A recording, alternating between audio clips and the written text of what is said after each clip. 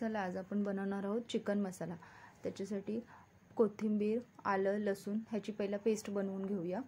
आणि आता फोडणीला आपण तेल गरम केले आणि बारीक चिरलेला कांदा त्याच्यात घातलेला आहे।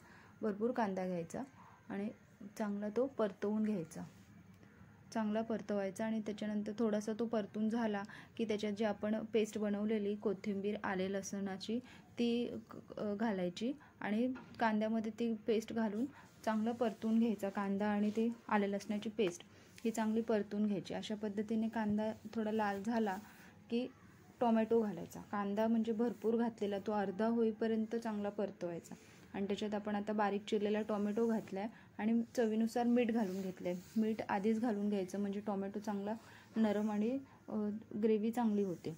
हे बघा, अशा पद्धतीने आता आपला कांदा टोमॅटोचा रंग झालेला आहे। आता आपण सगळे मसाले घालून घ्यायचे। लाल तिखट, हळद, गरम मसाला पावडर, धना जिरा पावडर, लाल तिखट हे सगळे मसाले घालायचे आणि परत एकदा हे चांगलं परतवून घ्यायचं।